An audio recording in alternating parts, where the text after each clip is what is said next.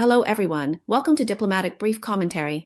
After China played its trump card with rare earths and magnets, the US was forced to negotiate with China. President Trump was even described by mainstream Western media as the loser who blinked first and backed down in a game of chicken. According to a Reuters report, sources familiar with the matter revealed that EU leaders will use next month's summit with Chinese leaders to seek opportunities to access China's rare earths and critical minerals. At the same time, both sides will address a range of tariff-related issues. After Trump announced reciprocal tariffs on April 2, China tightened export controls on rare earths needed by automakers, the defense industry, and renewable energy producers. China is also dissatisfied with the EU, as the EU has imposed tariffs in an attempt to protect its own electric vehicle industry from the impact of Chinese cars. In response, China has launched anti-dumping and investigative measures on certain imports from the EU, such as brandy. European Commission President Ursula von der Leyen and European Council President Antonio Costa will travel to Beijing on July 24 to 25 to attend the China-EU leaders meeting. This summit coincides with the 50th anniversary of the establishment of diplomatic relations between China and the EU, and will also take place 2 weeks after the deadline set by the United States for most of its trading partners to reach agreements to avoid tariff increases. An anonymous EU official said that, since automakers have reported that China's export restrictions on rare earth alloys, compounds, and magnets could cause production delays, EU leaders are expected to raise these concerns with Chinese leaders in separate meetings. 2 EU sources said that, prior to the summit, the EU delegation in China had focused all its efforts on the rare earth issue. Seeking to resolve the tight supply of rare earths is the most important among a series of trade disputes between the EU and China. From the very beginning of preparations, this China-EU summit has felt anything but smooth for the EU. Originally, the summit was supposed to be hosted in Brussels, but after the Chinese side indicated that President Xi Jinping would not be traveling to the Belgian capital, the summit location was changed to Beijing. An EU official said they were not expecting the summit to result in any major agreements. One of the officials commented that the Chinese side played their cards very well. This official said that Beijing already regards rare earths as a major bargaining chip and will only make concessions at the very last moment. The EU hopes that China will extend the validity period for rare earth export licenses, or remove the review mechanism from the process of exporting rare earths to the EU. In any case, the EU wants China to clearly distinguish between the EU and the United States. Mushawar, director of the European Center for International Political Economy in Brussels, commented that if China wants the EU to maintain a distinction between itself and the Trump administration, then China's trade system cannot treat the US and Europe as the same. To sum up simply, first, in order to accommodate President Xi's schedule, EU leaders agreed to hold the China-EU summit in Beijing, which already shows that China has the upper hand in this game between China and the EU. Second, given that the EU doesn't have many good cards in its hand, it is rather naive for the EU, led by von der Leyen, to try to use this opportunity to confront China and seek leniency from Trump for Europe. Third, China isn't even afraid of the United States. When dealing with the US, China has managed to reach consensus without sacrificing its principles and core interests. So how could China possibly sit back and do nothing when the EU tries to sacrifice China for its own benefit? Fourth, if the EU wants China to distinguish between the US and the EU, then the EU must first prove through its actions that it is not like the US, making obstructing China's development its core strategy. China's rare earth countermeasures have given some American rare earth companies a chance to see new opportunities for growth, and they are preparing for major expansion. However, foreign media have poured cold water on this idea, pointing out that with China's dominant position in key mineral resources, Oklahoma has now become America's main hope. With a large amount of investment, this state has acquired the only lithium refining machine in the United States. At the same time, it already has or plans to have other key mineral production equipment, and the number of related facilities can be said to be leading the nation.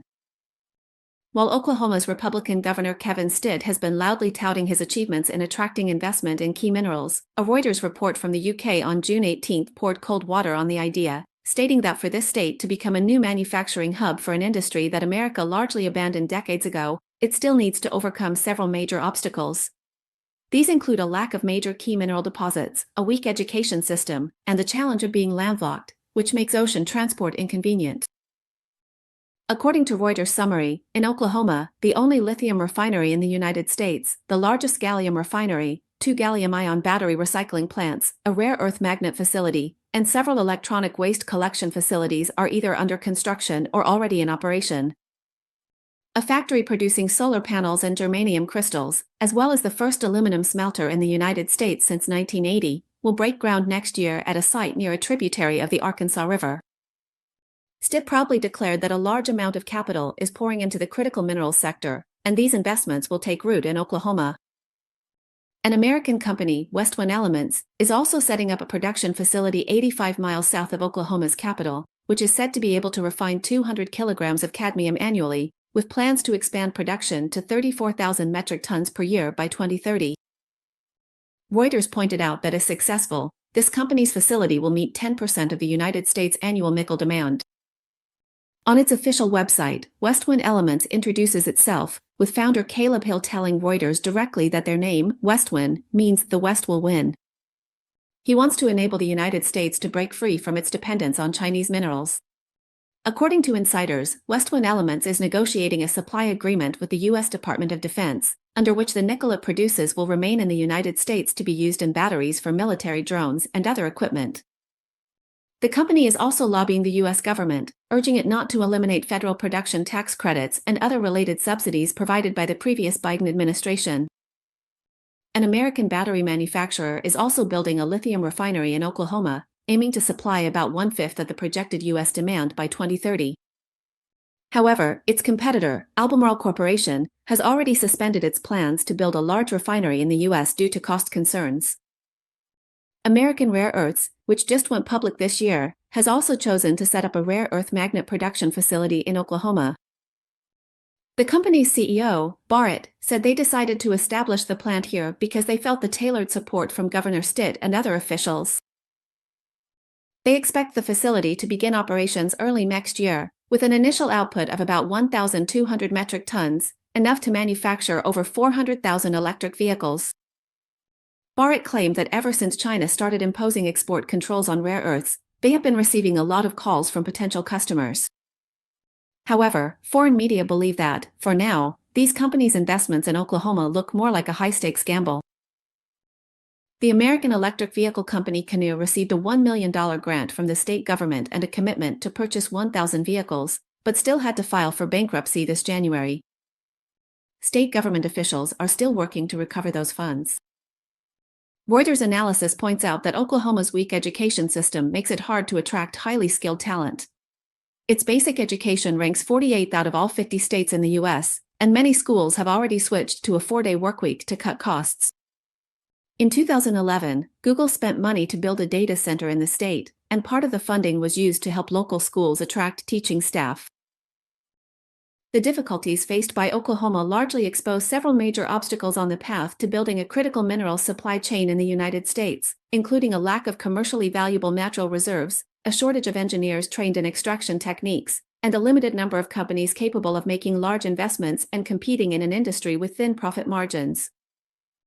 According to data from the Center for Strategic and International Studies, since 2020, the U.S. Department of Defense has invested more than $439 million to establish domestic supply chains and heavy rare earth processing facilities.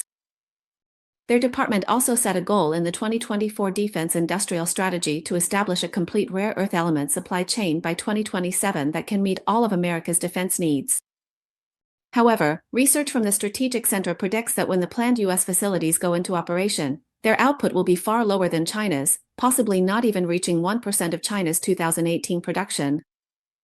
The think tank points out that developing mining and processing capabilities requires long-term effort, which means the United States will remain at a disadvantage for the foreseeable future.